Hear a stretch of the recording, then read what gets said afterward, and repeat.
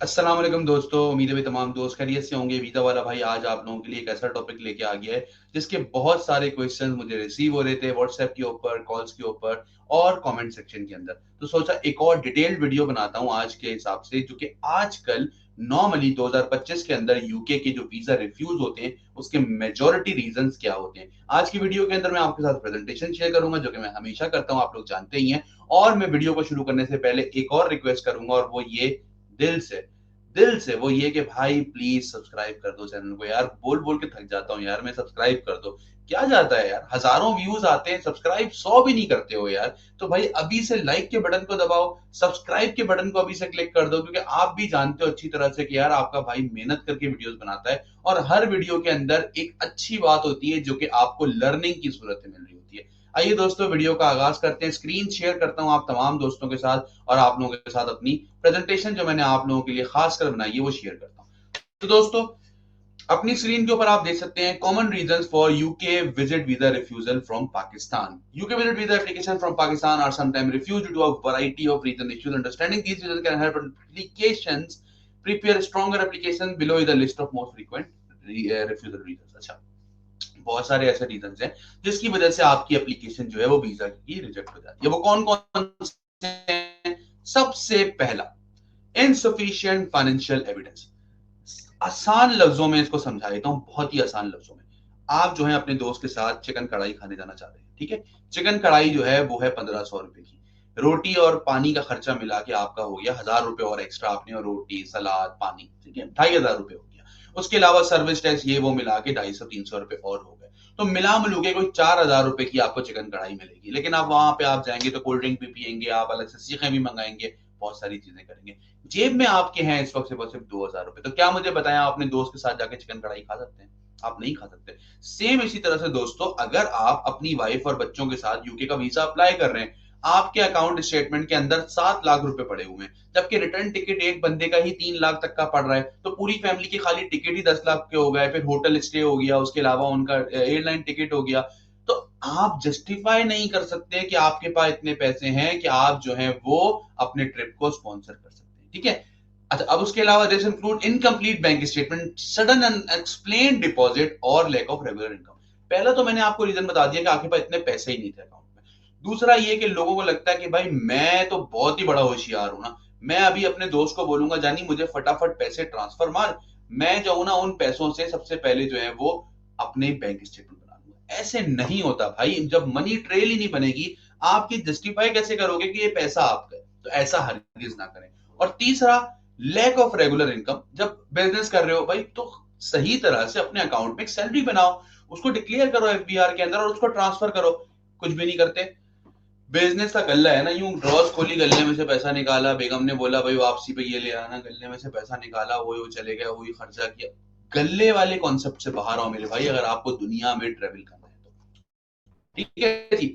दूसरा रीजन क्या आ गया? Unclear purpose of visit. If the visa officer is not satisfied with the clarity of your travel plan, accommodation or reason for visit, the application may be rejected. अब देखो इसको समझो आप इस तरह से कि मिसाल के तौर पे आप ये बोल रहे हो कि भाई मुझे जो है ना वो अपने चाचा को देखने के लिए जाना है, और साथ में आप ये बोल रहे हो कि भाई स्कॉटलैंड भी जाऊंगा मैं, उसके अलावा जो है वो लंदन भी घूमूंगा, मैं मैनचेस्टर भी जाऊंगा, बर्मिंघम भी जाऊंगा, वहां पे मैच हो रहा है। तो भाई मिल नहीं रहा ना, मैच नहीं बन रहा। विजिट वीजा पे जा रहे हो या फैमिली रियूनियन पे जा रहे हो, फैमिली से मिलने जा रहे हो या घूमने के लिए जा रहे हो, तो आपका पर्पस जो है ना वो बिल्कुल क्लियर होना चाहिए। अगर आपको फैमिली के अंदर जाना है तो आप बता सकते हैं कि भाई मैं ईद है, ये इवेंट है, फैमिली के साथ जाएंगे, टाइम स्पेंड करेंगे, चाचा ने भी छुट्टियां ली हुई हैं, चाचा के बच्चे भी घर पे ही हैं, हम घर के अंदर टाइम स्पेंड कर रहे होंगे। उसके साथ साथ अगर वो मिसाले बर्मिंघम में रहते हैं, करीब करीब की कोई एक आध जगह चले जाएंगे। अब आपने उसको पूरा टूर नहीं बनाना है कि भाई मैं यूके के एक कोने से लेके आखिरी कोने तक ट्रेवल करूंगा, क्योंकि सारा टाइम 10 दिन का तो आपका ट्रेवल में निकल जाएगा, तो फिर आप चाचा के साथ कब टाइम स्पेंड करेंगे? तो इस चीज का आपने ख्याल रखना है। देन उसके बाद, lack of strong ties to your home country. Applicant must demonstrate strong reasons to return to the country such as job, family और property. Failure to prove this reason, suspicion of overstaying. अब मिसाल के तौर पे आपको visa मिल जाता है, ठीक है ना, आपके पास कोई ऐसा रीजन होना चाहिए कि भाई मेरे पास ये रीजन है, मैं वापस पाकिस्तान आऊंगा, भाई मेरे बीवी बच्चे यहीं रह रहे हैं, मेरे माँ बाप यहीं रह रहे हैं, मेरा कारोबार है यहाँ पे, ये देखो भाई इतना बड़ा मैंने जो है वो जॉब की हुई है, उसके मेरे डॉक्यूमेंट मैंने साथ लगाए हुए, अपने एम्प्लॉयर का एनओसी लेटर लगाया हुआ, उसको पता है कि मैं छुट्टियों पे जा रहा हूँ, ये मेरी सैलरी है, देख लो भाई एफबीआर में डिक्लेयर है, मैं कारोबार करता हूँ, ये देखो भाई मेरे चैम्बर का सर्टिफिकेट है, ये देखो भाई मेरी 4 प्रॉपर्टी है, मेरी 2 प्लॉट है, फलाना है ढिमकाना है, मैंने इन्वेस्टमेंट की हुई है। तो ये सारी चीजें आपके होम टाइज है। अगर आप इसमें से कुछ भी अटैच नहीं कर रहे तो दोस्तों फिर जाहिर सी बात है आप कोई रीजन ही नहीं दे रहे कि आप क्यों अपनी होम कंट्री में वापस आएंगे, और जब उनको कोई रीजन नहीं मिलेगा तो उनका दिमाग ठनकेगा और उनका जो है ना, उनकी छठी हिस्स बोलेगी दादा ये बंदा ना वापस नहीं जाने का, ये यहीं रुक जाएगा आगे। और जैसे ही उनको ये लगेगा कि ये बंदा वापस नहीं जाने का, ये यहीं आके रुक जाएगा, rejection.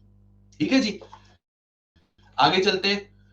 Incomplete or inconsistent documentation, submitting incomplete documents or providing inconsistent information between document and the application form often leads to refusal. अब अगर आपने incomplete documents अपने सबमिट किए हैं, फॉर एग्जाम्पल आपने एफआरसी लगाया ही नहीं साथ, आपने जो है वो अपनी बैंक स्टेटमेंट 1 महीने की लगा दी है, आपने अपनी सैलरी स्लिप 1 महीने की लगा दी है, आपने कवर लेटर लगाया नहीं है, तो दोस्तों ये सारी वो गलतियां होती हैं जिसकी वजह से आपका वीजा रिजेक्ट हो जाता है। तो हमेशा एक चेकलिस्ट बनाओ, क्योंकि हम भाई देखें कोई भी वीजा अप्लाई करा रहे होते हैं ना, हम एक चेकलिस्ट के हिसाब से फॉलो करते हैं, एंड में उस चेकलिस्ट को देखते हैं, उसके बाद फिर वीजा एप्लीकेशन को हम सबमिट कर रहे होते हैं। ठीक है जी, देन आता है प्रीवियस इमिग्रेशन हिस्ट्री।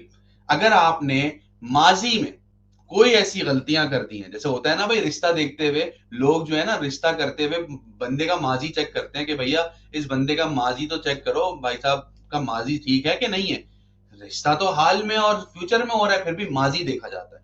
इसी तरह से जब आपको वीजा मिल रहा होता है तो आपका आपका माजी देखा जाता है कि भाई इस बंदे के पास तो इसका पहले जो है वो सही तरह से चीजें आपकी थी भी या नहीं थी, आपकी सही तरह से चीजें, आपकी हिस्ट्री अच्छी थी भी या आपकी हिस्ट्री अच्छी नहीं थी। ठीक है जी, उसके बाद स्पॉन्सरशिप कंसर्न्स। अब जो लोग स्पॉन्सर कर रहे होते हैं, मिसाल के तौर पे आपका चाचा मामा ताया फुप्पा जो भी स्पॉन्सर कर रहे हैं, अब उनका रिलेशनशिप ही आपने क्लियर नहीं बताया हुआ। ठीक है, फाइनेंशियल इनेबिलिटी है या लैक ऑफ स्पॉन्सर डॉक्यूमेंट है, स्पॉन्सरशिप के ऊपर जो है उनके पासपोर्ट की डिटेल्स नहीं है। अगर आप बोल रहे हैं मैं उनके घर में ठहरूंगा तो उनके घर के डॉक्यूमेंट नहीं है, उनकी लीज के डॉक्यूमेंट नहीं है, उनके घर का एड्रेस नहीं है, उसके अलावा उनके पासपोर्ट की बहुत सारी ऐसी चीजें आ जाती हैं जहां पे एम्बिग्यूटी मतलब कि सवालात जन्म ले लेना, वहां पर जो है ना वो रिजेक्शन क्लियर हो जाती है। Then lack of travel history. अच्छा देखिए भाई, ट्रेवल हिस्ट्री जो है ना वो हमेशा इंपॉर्टेंट एलिमेंट रहता है, मैं हमेशा बोलता हूँ। यूके के अंदर ये होता है, अगर आपके पास कोई स्ट्रॉन्ग स्पॉन्सर है यूके के अंदर, आपका ब्लड रिलेशनशिप है, तो ये चीज थोड़ी बाईपास हो जाती है, लेकिन ट्रेवल हिस्ट्री के अपने पॉइंट्स होते हैं दोस्तों, और वो हमेशा काउंट होते हैं। तो अगर आपकी ट्रेवल हिस्ट्री नहीं है तो भाई फिर आप ये समझ लें कि आपके बहुत सारे पॉइंट्स जो है ना वो माइनस हो गए। अच्छा, आगे फॉल्स और मिसलीडिंग इंफॉर्मेशन। अगर आपने गलत डॉक्यूमेंट का इस्तेमाल किया है, मिसलीडिंग डॉक्यूमेंट का इस्तेमाल किया है, फेक डॉक्यूमेंट का इस्तेमाल किया है, तो आप समझ लो आपका रिफ्यूजल पक्का है। और रिफ्यूजल के अलावा एक और बात बता दूं दोस्तों, वो ये कि ये भी हो सकता है कि आपके ऊपर यूके बैन लगा दे कि अगले 5 साल तक तो उसको वीजा देना ही नहीं है, या अगले 10 साल तक तो उसको वीजा देना ही है।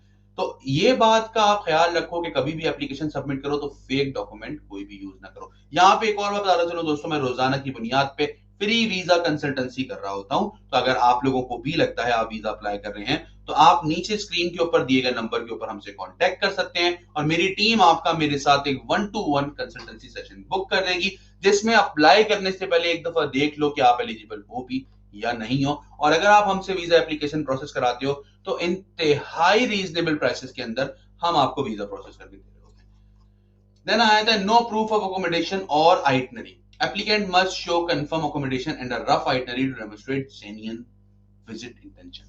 आपको एक प्रॉपर ट्रेवल आइटनरी देनी है दोस्तों, कि डे 1 को आप क्या करोगे, डे 2 को आप क्या करोगे, डे 3 को आप क्या करोगे, डे 4 को आप क्या करोगे। और वो बोगस नहीं हो कि भाई मिसाल है पहले दिन आपने बोला मैं कराची में आऊंगा, दूसरे दिन मैं फैसलाबाद में आऊंगा, फैसलाबाद रेड करके वापस कराची आके ठहरूंगा, तो यार इट मेक्स नो सेंस। ठीक है, तो आपका प्लान हमेशा सेंस बनाना चाहिए, एक जो है ना लॉजिकल बात होनी चाहिए, समझ में आए अगले बंदे को। दूसरा, आपको अपनी जो है वो कंफर्म अकोमोडेशन भी शो करानी है भाई, कि आप अगर यहाँ आ रहे हो तो किधर ठहरोगे, ये तो बताओ कहाँ ठहर रहे हो, होटल कौन सा है।